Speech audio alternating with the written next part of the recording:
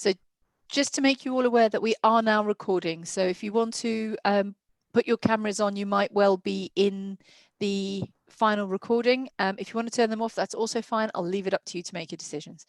So today we've got Jack, and I'm Jack Thompson from Ginko, and I'm so excited to have Jack with us. He is a business-to-business development manager and has been for over 15 years.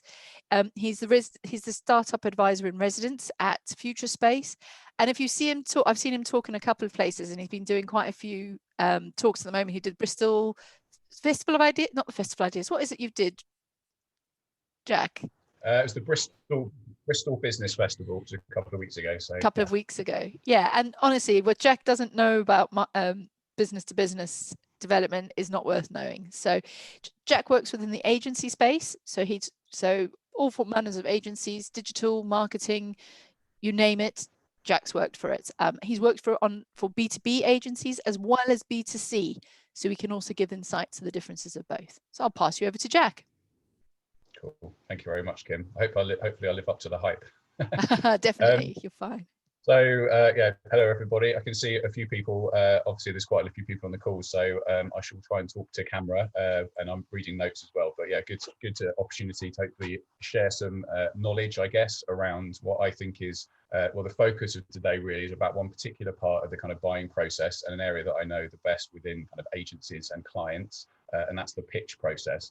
So when I talk about clients today, I use the word client quite a lot in the session. I'm talking about sort of brand side, business side, marketeers mainly, marketing managers, marketing directors, CMOs, those sorts of people, which I think, given what you guys are doing at university, probably the kind of job that you'll be doing in the future. So when I talk about clients, they're the people I've spent most of my career working with.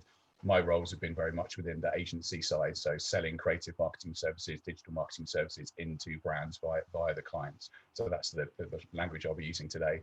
And the thing I wanted to talk about today is the pitch. So the pitch is unfortunately something which is a bit broken, doesn't run particularly well in my experience. And the pitch is effectively the process by which a brand, a client, would choose an agency partner. So that's what I'm going to focus on today. I posted something on just an opinion among the session today, and unsurprisingly quite a lot of engagement and comments and chat, so it's definitely a kind of hot topic in agency land of improving the pitch process. So if you're on LinkedIn, feel free to connect and you'll see the kind of conversation just on the back of that one post I did yesterday, and I'll also share some resources afterwards which kind of give you a picture of the wider kind of view on pitching as well. So but today's my views, I guess. I was going to talk a bit about what I've done in my career, but Kim's given you a good summary.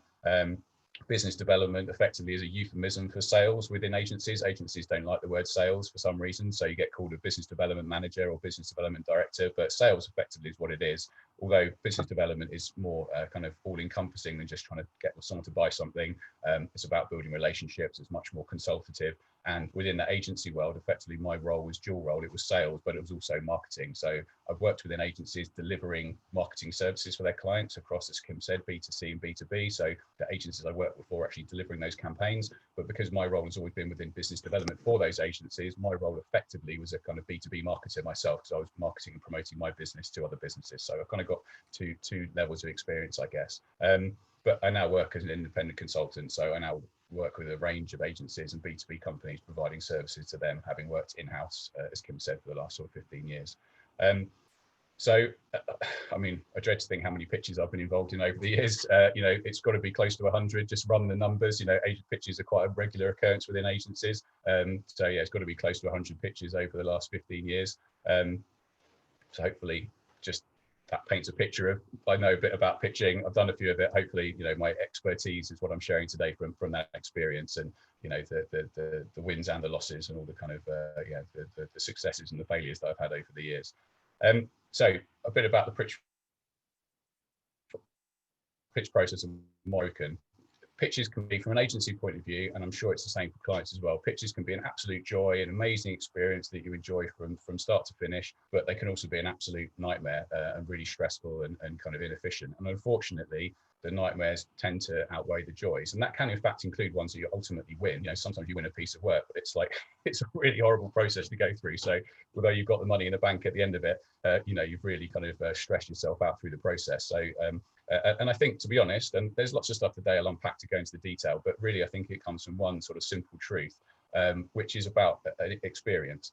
Agencies pitch all the time. It's absolutely kind of business as usual for most agencies. You pitch regularly, you know, even weekly, sometimes monthly. You know, large agencies are doing it all the time. So like anything in life, the more you do something, the better you get at it, right? It's just repeat, practice. You get better, you get processes, you get experience of what works and what doesn't work. You know who's good in your team to bring into pitches, etc. You just, like anything, you become better at it the more that you do it. The flip side to that is, so client side marketers, you won't be pitching as much. It's the kind of thing that you may need to do every few years sometimes for different, you know, to find a new agency to provide work for you. So purely through lack of experience, through lack of that kind of practice, if you like, there's lots of mistakes that get made, I find, on the client side, which just creates an inefficient process. So hopefully today I'm trying to sort of head this off at the pass a little bit, in the sense of, you know, lots of you guys are going into client side roles. So I'm hopefully giving you a bit of knowledge and experience today to try and avoid some of those inefficient processes. But I think I want to make it clear, this is not just about making it good for agencies. This is not just about making it better for the agencies you pitch. I think there's huge benefits for you guys as clients as well to run a more efficient process when you're buying agency services. So this is definitely a kind of win-win for both parties. And I think Kim actually has spoken about the benefits of sort of mutual respect and win-win selling and buying in a previous session. So I won't situate. So within agency land, time is a precious commodity. It's a bit broken in the sense of the way agencies measure their value, but ultimately the normal way to measure value within an agency is the cost of their time. So they will calculate costs, they will put prices together, they'll quote for work based on the input of time from their team. How long is it going to take for our team to deliver this work, based on the salaries and the costs of those people within the business? And that's how they will calculate the costs for delivering a project. It's ultimately how profits are measured. You know, your profit in the business is a calculation, how your fees that you charge for your services versus the costs in the business. And the biggest cost in agencies is the people, is the salaries that you pay your staff. Offices aren't even really a thing at the moment, so you can't even include office costs. So the biggest cost overhead within the business is the salary. So it's all about time. You know, cost is calculated through the amount of time and the people that are required within an agency. But pitches are generally unpaid work. You pitch for a piece of work, you don't get paid. It's just as simple as that. You know, it's a speculative job. You have to pull people off, put paid work that their clients are paying for, to put them into a speculative pitch situation. And unfortunately, the odds are not in your favour. A good pitch ratio, a pitch win ratio in agency land is 1 in 3. So every two out of every 3 pitches you go for, you won't win, and you'll never get paid for that work. And it's a huge investment of time, and the odds aren't in your favour. You know, some sort of canny agencies will try and build in their pitch fees into the project, so they'll effectively, like, you know, create extra work or build in those costs into the project somehow, so they do get paid for their time somehow. But because you're only winning 1 in 3, ultimately most of the pitch work is unpaid. So it comes at a huge cost for an agency. I mean, to give some specific context for that, you know, in a big agency pitching for a large piece of work, we'll bring in senior management team, planning, etc. It can run into the tens of thousands of pounds just to run a pitch process. You know, if you don't win, that's money that you're not going to see again. And you know, in a relatively low margin business, that's a huge risk. So it could be seen as just the way it is. You know, it's the cost of sale. That's how the industry works. But there's far too many badly run pitches, inefficient pitches, where the time and spent on both sides is unnecessarily high. So I think, you know, if these problems are solved, you're potentially saving millions of pounds across the industry, and dare I say hundreds of millions globally. You know, if these sort of pitch processes were improved. So there's definitely a problem to be solved here, and I think so today hopefully some ideas of how that can be improved. So some ideas, so let's get into some sort of practical ideas. One of the most fundamental things for a successful pitch is the way that the agency and the client treat each other, and that being based on respect and fairness throughout. Okay, it's really important that you know, you start off on the right foot. and that both parties are armed with the information they need to be able to proceed and make a decision about whether it's a good fit or not. And it works on both sides. But that honesty and fairness, it needs to be throughout the process, and just start off on the right foot.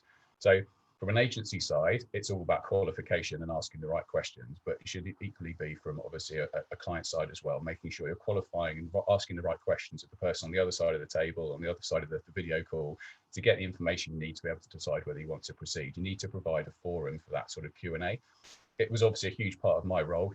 My role was meeting clients, prospecting, talking to prospective clients, qualifying, asking the questions, understanding what was a good fit for the agency that I worked for, so that I was only bringing into the agency opportunities that I felt was a really good match for us, where we had a really good chance of winning. So that if we committed to the pitch, we were improving our odds. I mean, I unfortunately never really got much better than 1 in 3.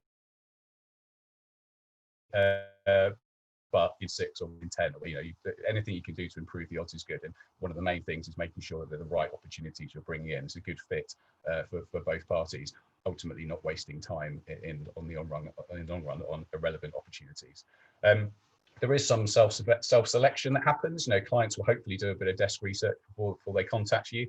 You should certainly agree internally some key criteria: relevant experience. Have they worked with brands like us before? Are they in the right location? Is it important that they're nearby? Are they the right size and scale? Some clients like to work with small boutique agencies. Some like to have big PLCs. All these sorts of things are kind of housekeeping questions that just through a bit of desk research, really, you should be able to identify. Look at their website, look at Companies House, look at their profile on LinkedIn, whatever it might be, get a feel for whether they're a good fit. So, that hopefully some of that's been done up front. So there's a bit of that sort of self-selection thing that happens before you're even in a room with them. But you still need to qualify and ask the right questions. It's really important that both parties engage with that process to make sure it's a kind of good match effectively. Ultimately, whatever problems you're looking to help have solved, whatever marketing challenges you have, whatever kind of strategic challenges you have, you want to make sure that the agency has the ability to solve those challenges and vice versa. So it's all about asking loads of good questions, really, rather than, and a lot of agencies make this mistake, and I said there's definitely mistakes made on both sides. A lot of agencies will jump into selling straight away. It's kind of, doesn't matter what the question is, this is the answer. This is how we do what we do, this is what we sell, this is the platform we have. So it doesn't matter what the client is asking us, we're always going to try and flog this thing to them. It's definitely not the way to start a conversation. It needs to be the right, so asking questions, qualifying, really, really important. You do that before you get anywhere near trying to sort of sell something. So as I said, you have to provide a forum for that. And that is often the first mistake that I see clients make, is not providing a forum for that Q&A. And it happens particularly in large organizations, but you do see it in smaller organizations as well, where the initial Q&A is handled at arm's length, online forms, procurement portals, by email, where there's no opportunity to actually have a conversation. You just kind of Q&A via digital. And we all know that's a broken system. You often don't get the answer you really wanted. You might get just sort of one-line answers, or the question might be misunderstood. It's not a way to get the information you need, but also to build that relationship. And this is, a part of this is about building that human relationship as well. So, that's often the first mistake, is that there's not a forum for the people to get in a room or get on a call and just have a conversation. Because B2B, and I'm sure this is something that Kim has spoken about in other sessions, B2B buying is still hugely reliant on trust and emotions, and it's still a human engagement. So yes, there's facts and figures and, kind of costs and things that need to be considered, but it's still about two human beings or two groups of human beings engaging in a relationship with each other. So it's really important that the trust and that relationship is built from the ground up, and you can't do that via a web form or a procurement portal, obviously. And again, to put the client hat on, you don't want to waste your time engaging with people that just aren't a good fit. You get a long way down the process, so they'll suddenly get in a room with someone and just not get on with them, and that you can head that off at the pass very, very early on. Once you start building that kind of human relationship. So although the Q&A is partly kind of fact finding, there'll definitely be some kind of like sort of housekeeping questions that you want to answer, some facts and figures that you want to find. It's also about building rapport and understanding, do we want to work with these people? Are these people we want to kind of work with? You can kind of think about it, and someone put this point on the LinkedIn post that I made. You can kind of think of it like a series of dates. If you're getting to know these people over a period of time, and like any series of dates, it may be you get to a point where this isn't really working out. Maybe this isn't right. obviously when you continue dating until you get married, to continue that analogy. But the point is that it is about building a relationship, and it does happen over time. And every touch point, every meeting, every call will be furthering that, hopefully in the right direction for someone. So without that forum, without that ability to ask questions and get to know each other, you're kind of just getting off on the wrong foot right from the start. So some of the questions, let's talk specifically now about the kind of questions that I would ask. And I think from a client point of view, you need to be willing and able to answer questions. So be open and honest, give the feedback, answer the questions that the agencies are asking for you. I would always do research before I speak to a client, avoid any silly questions about their business and their industry, don't look naive. So, do a bit of research, understand what you're asking. But there'll also be a set of questions I'd want to ask to help me qualify the opportunity. Again, that sort of housekeeping stuff. Ultimately, I want to know whether it's a go or no go. Is this an opportunity I want to pitch for? So I have some specific questions I want to ask of each opportunity to give me the information I need to make a decision. Are we going to pitch to this? Is it a good fit? Can we actually help them with the problem they have? You want to answer those sorts of questions. Some agencies I know have a kind of standard set of questions, and they have a effectively kind of a process around it. So they'll have a standard set of questions they ask. It won't necessarily be like a script, but you'll have key information you want to get from a client on an initial call or a meeting.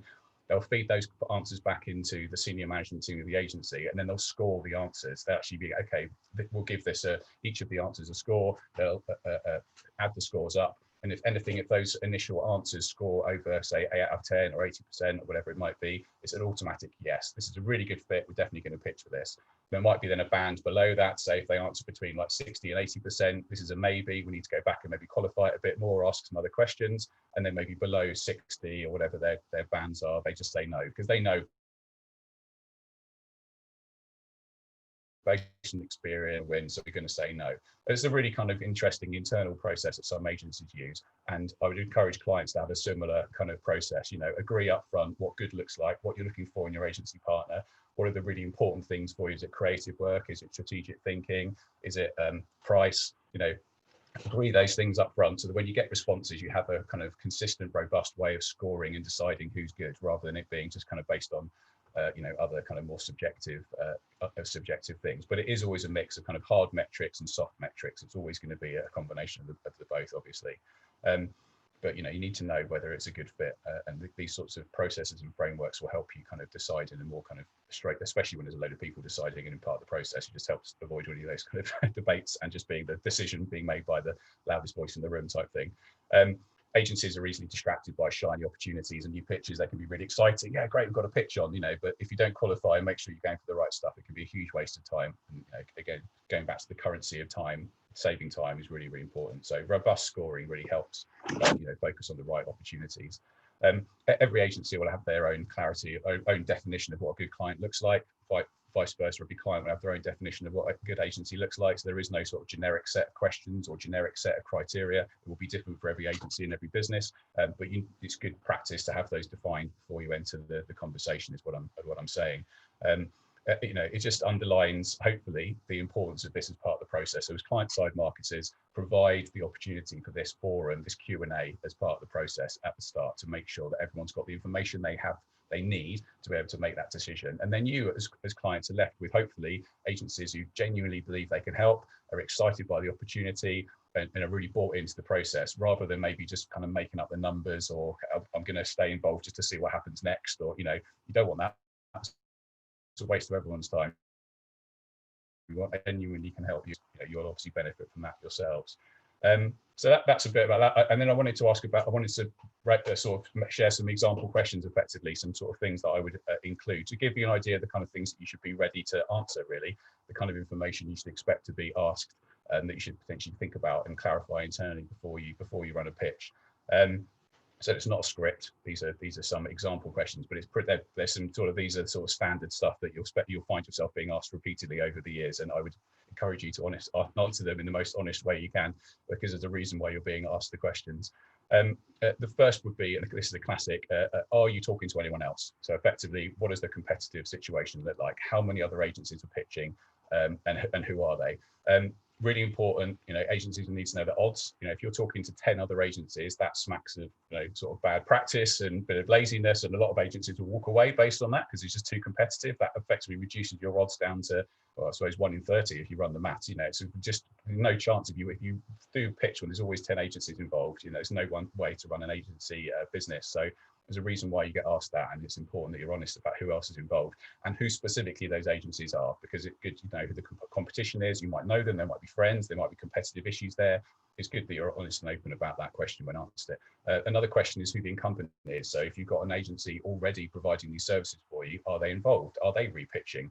Why not? If they're not, why not? What does that relationship look like? Because if you've got a problem with account management or with the price, the day rate's just gone up, whatever it might be, an agency needs to know what those kind of drivers for change are. Like, what's the issue with your current agency that might mean you're looking for a new one? Because then you can dial that up in your response. We're great at account management. Here's what our account management process is. We do X, Y, Z. That could be a point of difference if you know that that's an issue with your current agency. What's the process for making the decision and who's involved? Timeline, authority, like decision-making process look like internally. Really important, obviously, from an agency to understand, and you need to be able to articulate that as a client. Here's how we're deciding, here's our criteria. We're going to be running a process that goes from X to Y, these dates, we're going to meet clients, we're going to have a pitch on this day. All those details and information should be articulated clearly, so an agency knows where they stand, can potentially plan resource against that, and build in a project plan around it. So it's important those things have been defined. And then the last question, I guess, or the second to last question, often the most important one, and often the one that clients, no, it is the last question that clients like to dodge, is what's the budget? Really, really important. I would say it's $1 million question, but unfortunately, it's very rarely $1 million question. The reason you get asked this is not just because they want to, if you say it's 100 grand, they're not just going to do whatever they can to get that 100 grand, although that obviously will be in their interest to do what they can for the budget you've stated. Really, it's about, so is this right? Is it a good fit? If they know, they're experienced agencies, they've delivered serious projects, similar projects in the past, they'll know roughly how much things will cost to deliver. If your budget is completely out of kilter with their expectations of delivery, they need to know that from the outset. And I've seen wasted huge time getting really far down the process to find out that the client's budget is 10K and we would usually do this for 100K. I mean, there's just a huge gap there and you're never going to be able to do it. If it's in the right sort of ballpark, if the client's saying they've got 75K and you usually do it for about 100K, you can probably have a conversation about that and make something work. But it's just a really important piece of information that can feel a bit callous, a bit like, well, I don't want to tell you the budget. I want to hear what your thoughts are. That's not a good answer. Agencies need to know where they stand. They need to know what the prize is that they're going for, so you can have a conversation about it. And often that could be an education process from both sides to end up meeting in the middle. But really, really important that you share that information. So yeah, some key information. Have it ready, and please be willing to be honest and answer those being asked. And then some softer ones, classic questions you might get asked to kind of get a picture of the business. Again, really good for you to kind of explore these with your agency partners. What's the dream outcome for the work? What does good look like for you as a result of doing this project? What are your immediate priorities and strategic challenges as a business? What obstacles are you facing in getting there? And then how could we potentially measure success on the back of this? What's this going to mean for your business? Increase in sales, increase in brand awareness, increase in reach, or more Facebook followers, or whatever it is. What does success look like? So the agency's got a feel for how how they're going to be measured and what the impact of this is going to be on the business, because that gives them an idea of the kind of the wider scope of work as well. So be ready to answer these sorts of questions, be honest and open with your answers, and do your homework. Be ready and have this information to hand, because if you don't, you just end up wasting time in the process as well, because it's important agencies can get this information to make the best of the response. So yeah, capture consistent information that will help with you making a decision again further on. A couple of decision-making frameworks that are out there. As I say, there's loads actually. There's a thing called BANT, which is one of many. BANT is an acronym, stands for budget, authority, need, and timeline. There's lots of different frameworks used to make decisions. So when these people are asking these questions, often they're kind of referring to some sort of framework like this to help them infer the decision they need to make. Budget we've talked about, B for BANT is budget. A is authority. Are they speaking to the right person? I'll talk about a bit more about that in a second. Third is need. This is a genuine need, a genuine project that's definitely happening with budget signed off, and it's not just a sort of a speculative tire kicking exercise. And the fourth is timescale. That's about the kind of process. So BANT's a framework that gets used. There's loads of other selling and buying frameworks to give you information. That's not the only one. It's not perfect, but it's one of the most simple ones and one of the more common ones that's used. So often, this is what agencies are getting at when they're asking these questions to make it. But the best thing you can do really is decide on your criteria up front. As I said, decide what your buying criteria is, your selling criteria is, what does good look like, because then obviously you'll know what questions to ask to answer those questions and be able to provide information to answer those questions. So get the criteria set first and the questions will naturally follow. So that's, so that hopefully you've got an idea of that kind of qualification process, and some specific criteria that some agencies will use. Again, that sort of scoring thing. There's less than 5 agencies pitching. That's kind of quite a common one in agency land. If there's any more than 5 agencies, you just say no, it's too competitive. The stated budget is X. Is it within the kind of average client spend that we usually get for this sort of project? We've got relevant experience. We can articulate and prove that we've got relevant experience. So whether it's the type of work or the industry or whatever it might be, we want to tell people about it. Fame is a big part of the agency, awards and that sort of stuff. So we want to share and tell the world about this. Is there scope for an ongoing relationship? Is it just a project, or are we going to be maybe working with these guys for years to come? That's an important thing to know. They need us. It's a genuine mutual respect thing going on here. And you'll get on with each other. So again, a mix of hard and soft, but these are the kind of things agencies will use to score the opportunity. So really important that you kind of buy into that and understand it's the reason why you're being asked those questions. So ideally clients would get 80% or more of these. Great, tick, tick, tick, tick, tick, all positive, right, let's go for it. But obviously the counter is true. At a very, very basic level, and I like this one, some agencies just use fame, fun or fortune as the criteria. So is it going to make us famous? Is it Nike or whatever, some famous brand that we're going to be able to tell everyone about and we'll be famous by association? Is it going to be fun? Just a fun project. We're going to be pushing the boundaries, doing something innovative. It's a new technology. It's a new kind of cool brand that we're working with. So it's going to be fun and the team are fun. Or is it going to make us a fortune? So just going to pay. Some agencies just use that, and it's kind of a nice little simple framework to kind of make your decisions based on. But whatever it is, doesn't matter. The point is not what framework you use, but just that you have one, because it helps with the process and improves the efficiency of the process. Using that criteria will help you and clients decide who you buy, as well as the agencies decide who they sell to.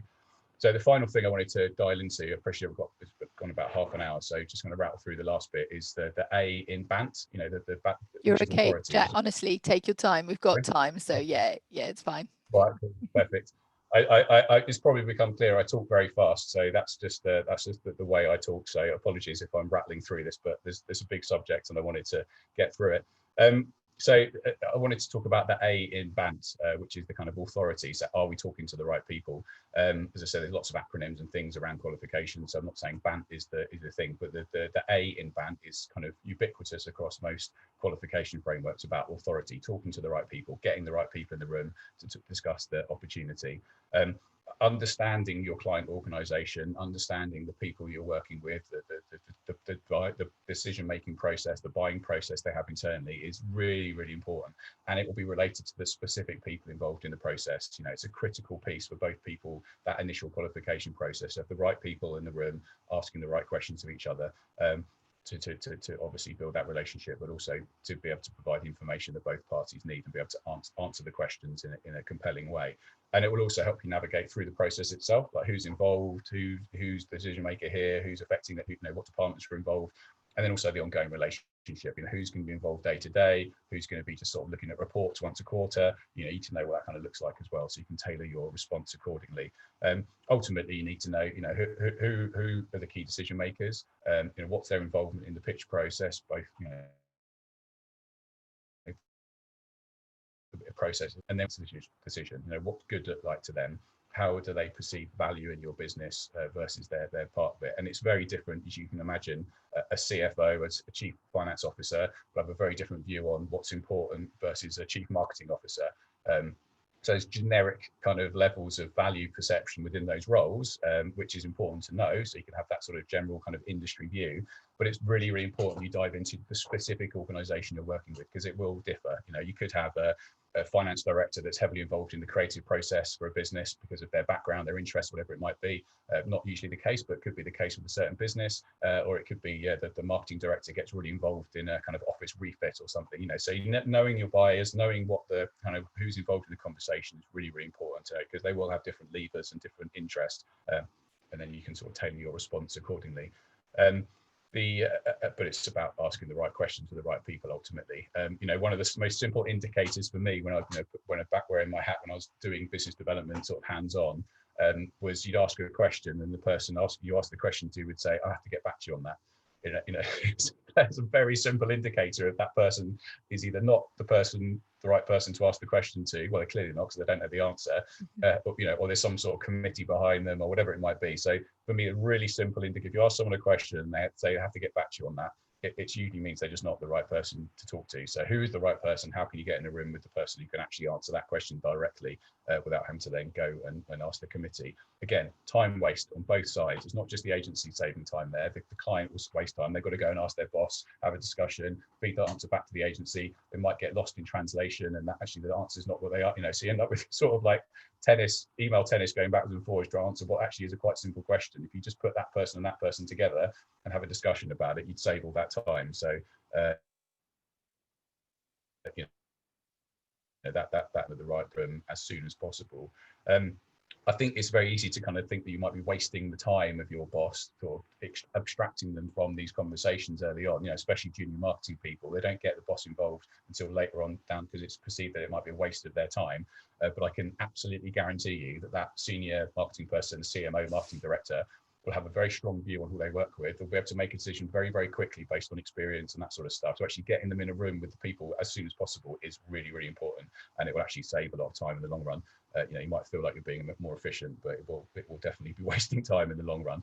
And the classic worst case scenario with that is the big reveal, which unfortunately still happens way too often, where the pitch process is handled by a relatively junior team, the Q&A, the briefing, the kind of all that stuff is happened by a relatively junior team. And then the agency turns up to a boardroom, meets a load of the senior management for the first time, literally never met these people before, and do this huge big presentation of all their strategic thinking, creative thought, that sort of stuff. And it's the first time this big people they're pitching to has even met them, let alone seen their work and their creds, etc.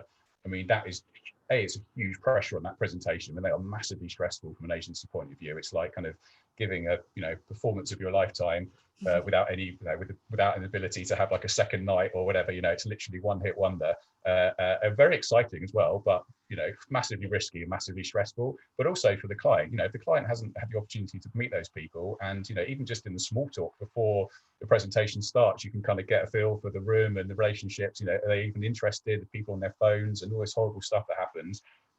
That's worst case scenario. So if you involve those people throughout the process, that big reveal at the end is, you avoid that kind of big sort of ta-da, which is just not the way to do it. Unfortunately, still far too common, I find. As I said, it's about efficiency, and I think clients can spend thousands of pounds as well. They maybe don't calculate it the same way that agencies do, but if you've got a pitch process that involves senior management team, board level people, execs in the business, in a room looking at pitches over what could be a period of weeks, meetings, etc., building up to that big reveal, writing the brief to start with, all the stuff that goes into it. I mean, that can be a significant investment of time from you. So if the process is inefficient, you're wasting a lot of your own time and energy as well. And again, that's where that kind of experience thing comes in. If you head off some of these things and do it more efficiently, hopefully you will be saving yourself time and money in the long run as well, which is obviously ultimately what we're trying to talk about here. Efficiency on both sides, and you're getting the best outcome, meeting the right people and getting the agency that's the best fit for you. So have that time, practicalities of that, have time booked in, have senior management team, talk to them about their availability. We're running a pitch in a few months' time. We're thinking about running this process. We want to have these sorts of meetings, Q&A, chemistry meetings, they're called sometimes in agency land, getting to know each other meetings. Have those scheduled in, block out time in their diaries, So you can then book that time with the agencies. You have that committed up front. You have commitment from them to be involved, be engaged in the process, so that it's not a kind of surprise. You're not trying to sort of pigeonhole time into their meetings and having to move things around. You know, it's a practicality thing as much as anything else, but it does improve the outcome as well, as far as the right people meeting each other as early as possible, and having open and honest debates about the opportunity. So that's the bulk of what I say. I was just going to quick rattle through 10 other top tips that I wanted to cover. I managed to find 10. I only had a few, but then I did the LinkedIn thing and I managed to get 10. So here's my 10 top tips, aside from what I've already mentioned, and then I'll go on to questions at the end if you have any. So point number 1, take the time to write a good brief. It's an art in its own form, and I could do a whole session on writing a good brief. Most of the creative directors I've worked with over my life, correct directors, senior agency people do this as a job. Clients could definitely be better at writing good briefs, but it does start with a good brief. A good input equals good output. I was going to swear then, but I didn't. So, but yeah, good in equals good out. Bad in equals bad out. So really important you start with a good brief. Second one, only talk to 5 agencies, or less. Any more than that smacks of kind of laziness to a degree. Do your research, do your homework, find agencies that are on a good fit, and only invite 5. It's a huge waste of everyone's time if you don't do that. Take time to give feedback. Especially this is after the pitch. The unsuccessful agencies take the time to have even a call, or even summarize your thoughts. Why didn't they win it? What went wrong? What didn't you see? What was bad about their pitch? What was bad? It's good for them to know, because they'll only learn from it. And you never know when you might run into these people further down in your career. Marketing is not a huge industry, so maintaining that relationship, being respectful, and giving good feedback is really important on various levels. Staying in touch, this is more throughout the process, especially when things change, timings, feedback, waiting for an answer in agency land is really stressful. Pitch, you've sent your proposal, you're waiting for the phone to ring, and it just goes on and on and on. Stay in touch, let them know if it's taken you longer to decide, or things have happened or whatever. Just stay in touch, being honest and open about the process, really, really important. Pay if you can. I haven't really talked about this today, but it's a bit of a contentious topic within agencies. Should you be paying for pitches? A lot of agencies insist on it now. We won't pitch unless you pay for it. At least the travel expenses, and it's not much of a thing, but if you're expecting an agency to travel up to London or whatever, or fly potentially internationally for a pitch, do consider paying the cost of that, because as I said, it's a significant cost for an agency. So it just shows a little bit of respect, commercially for them as an organisation. So do pay if you can. Don't ask for too much creative work or really kind of in-depth strategic thinking.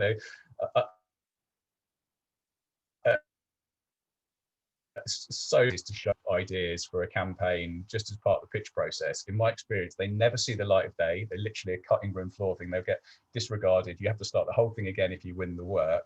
So try if you can to buy based on relationship, trust, talk to their other clients, get testimonials, base it on the fact, they clearly should be able to articulate their ability to do what you need, but, don't ask them to go so far that you're, asking them to kind of solve the problem before they even really get to know you, because you just can't do that as part of the pitch process well anyway.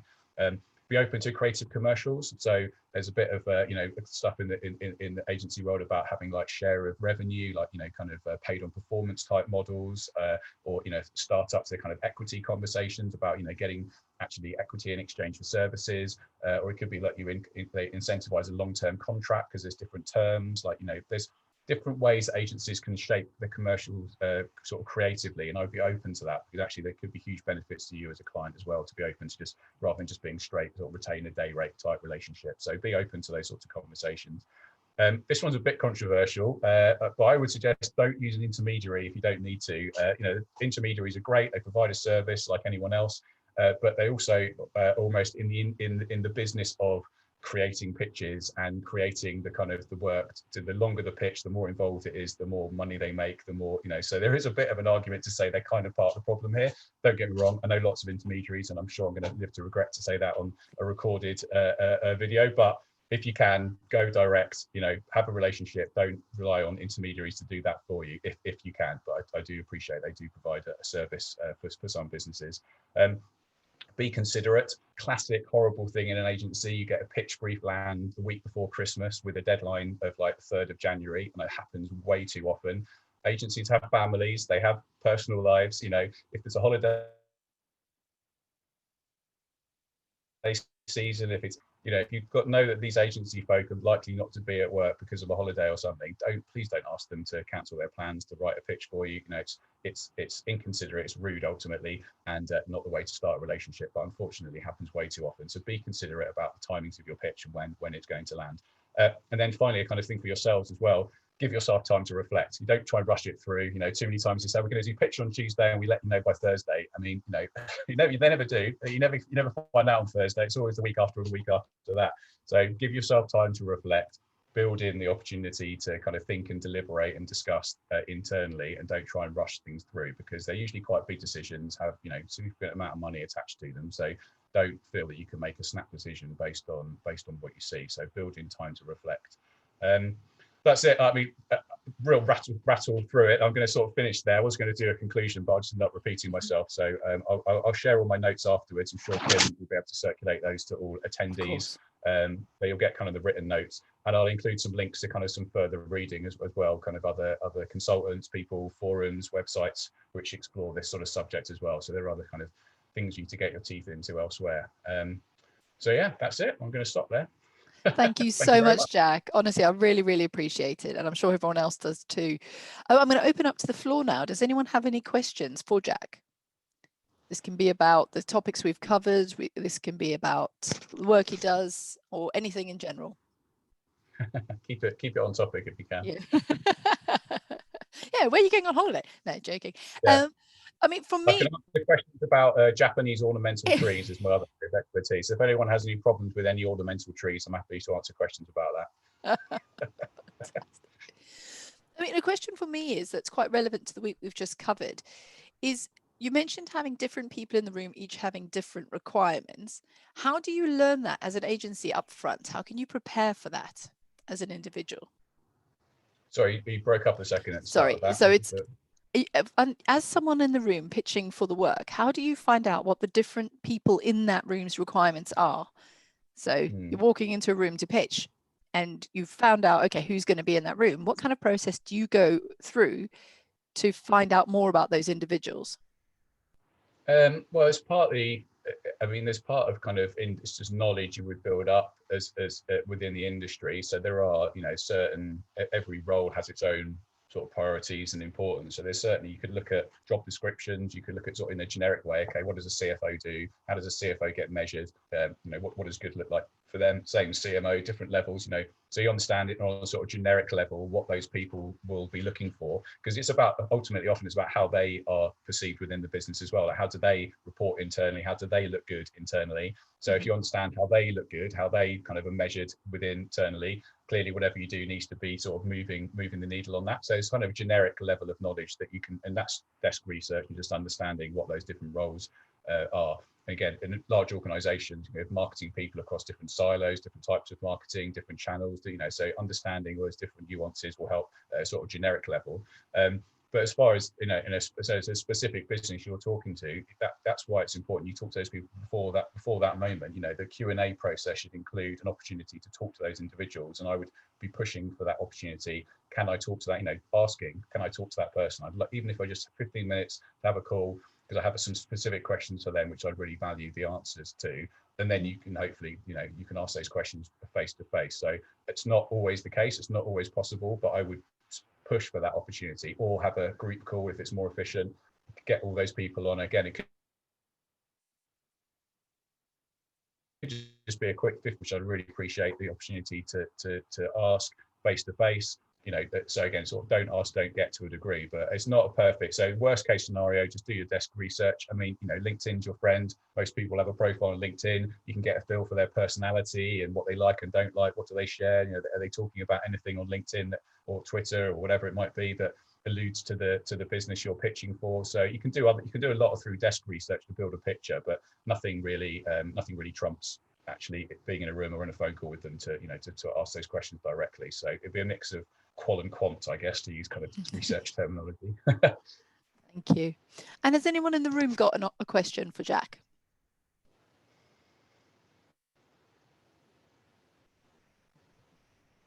Feel free to unmute yourselves.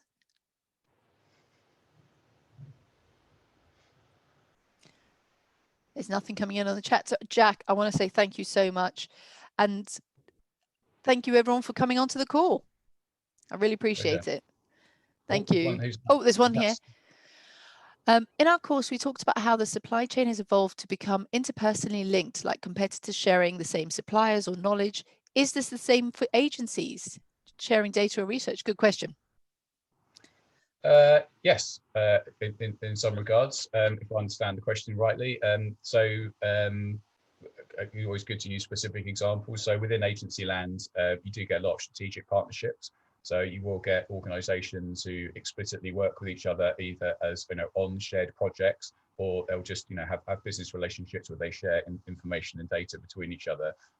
So a couple of tangible relationships in my career. Used to work for a digital marketing agency. We work with technology platforms, CMSs that we've built websites on top of. So I'm talking about Sitecore, Episerver, Kentico, the sort of we were adopted with those sorts. Part of my role was to build relationships with the people there. They had kind of account management people their side, so we were effectively reselling their software, and there'd be a data exchange, trends, information that's going on in the market to make both of us better at what we were doing. They'd want to have an ear of what the clients were saying, what's going on in the market from that side, and they would be helping to us understand what the trends are from a technical point of view. So there was definitely that sort of exchange of data, and we do co-marketing activity. We promote events, we guest post on each other's blogs. So there's an exchange of value there between the two parties. And then another agency I worked for, who were a creative brand agency, we had a partnership with a much bigger media agency. So we would do the creative work, the TV ads, print ads, etc. And then they would place those ads, through the media. We had that relationship where obviously we'd collaborate on projects together, where they do the media, we do the creative. But they also would give us access to various sort of data sources they had access to as a much larger agency. So things like Mintel and these other kind of like research platforms and stuff. So us as a quite small agency comparatively would have access to quite sort of beefy research packs and things, which then when we went into a pitch scenario would often allow us to kind of look, bigger than we were. We'd have lovely detailed customer research reports we have to show and base our creative work around. So yeah, those sorts of relationships definitely exist. If that, hopefully I've got the right gist of the question. Yeah, but yeah. Yes, Samira said thank you. And do you ever find competition takes place? So this is where you can be competing, you can be competitors, and then you may deliver projects together to enable you both to get efficiencies. Yeah, certainly. I mean, there's definitely lots of collaboration that goes on. Think about digital marketing as an area. It's huge, ubiquitous now. Definitely kind of gone through where I started my career. Digital agencies, specialist digital agencies now. Effectively, everyone is a digital agency because it's ubiquitous. Still get specialists within that, so you might get SEO, paid search, social media specialists, web design and build specialists, etc. So although they're specialists in their niche, they won't be able to do it all. So often there'll be a client project that gets won by one of those agencies, and then they might bring in other agency partners to fulfill other parts of the brief. So those sort of like almost consortium type approaches do happen quite a lot. And some of those are formal relationships where they're part of agency groups where you're kind of almost obliged to do that. There's various kind of agency membership groups and things where that sort of collaboration is actively encouraged. Or it could be more informal where the agency owners just know each other and they can trust each other and bring people in. You have different paid search agencies you work for. One's good at a certain sector, one's better at a certain sector, and you will pick your partner dependent on the work. Another thing I've seen quite a lot is competitors giving work to each other. Competitors on face value used to work for an agency that built e-commerce websites predominantly, transactional e-commerce platforms, but we only worked on .NET platforms. So we'd often get clients approach us who would have loved to work with us, but they were already on a sort of Magento or on another kind of not a .NET platform. So although we could technically have worked with them on the sort of the scope of work of building a transactional e-commerce website for them, they were committed to a certain tech stack that we just couldn't work with. So we would often pass that work on to one of our competitors because it just wasn't one for us. So rather than the client going away empty-handed, say it's not one for us, but we know this other agency that can help you, pass it on, because invariably, the client walks away happy, they have a good experience with you. It's always nice to make sure because you never know where they might pop up again. But also that other agency or the other agencies would often return the favor. So when they get an inquiry which isn't quite right for them, they would pass it on to us. So you definitely get those sorts of relationships as well. Some are formal, some are informal, but that definitely happens. Fantastic, thank you. Any other questions? It's worth saying, sorry, on that point, strategic partnerships and references, up to 50% of agency revenue often comes from some sort of introduction from either clients or ex-clients, telling each other about you, saying, you should work with this agency, they're great, they've done some great work for us, or strategic partnerships at other agencies, other businesses referring work to you. So yeah, it's a really important part of agency land, of having those relationships with other suppliers, other businesses in your network, because the statistics prove over half of your revenue can come from those sorts of sources. So being well networked and well connected in agency land is really, really important. Nice. And also, you never know, and this is something that, even though the marketing seems so huge and the country seems so huge, you never know when someone's going to pop up later on in your career that you saw right at the beginning. So yeah, keeping those networks, feeding that network. It happens all the time. Yeah, I mean, Bristol and Bath is its own little ecosystem, and there's definitely a very small network of people within Bristol and Bath, and that's client side and agency side, and it happens all the time. I've been in the local scene for 15 years, so my network is significant, and I have lots of people who come out of the woodwork and ask for advice or get introduced, etc. And it all, so it's important that you have as good a relationship as you can with as many people as you can, because it can come around to bite you if you don't. And people do build people, likewise, obviously, like anything, people do build bad reputations, and there are definitely clients and businesses and organizations out there that don't have a good reputation, and that will come back and bite you eventually in a service-based industry, which is a relatively small industry. Those sorts of bad reputations can be really damaging for a business. So yeah, it's important. Relationships are key. Thank you so much. Right, I'm going to say thank you to you. Thank you to everyone. I know you're off to another lecture now, so thank you very much. Really appreciate your time, Jack. Absolute pleasure. Thank you for inviting me. And I'll share my notes, and I'm very happy to talk to people afterwards. Fantastic. Thank you. We want to get into answer further questions. Oh, your LinkedIn. So your LinkedIn. I'll send your LinkedIn profile as well. Yeah, Jack Thompson, Ginko. I referred to ornamental Japanese trees. I used to grow trees once upon a time. Oh, get rid of that. I used to grow trees once upon a time, and Ginko is a type of tree. So Ginko. So you'll find me online, but Jack Thompson on LinkedIn. You'll find me easy enough. Wonderful. Thanks, Jack. Take care.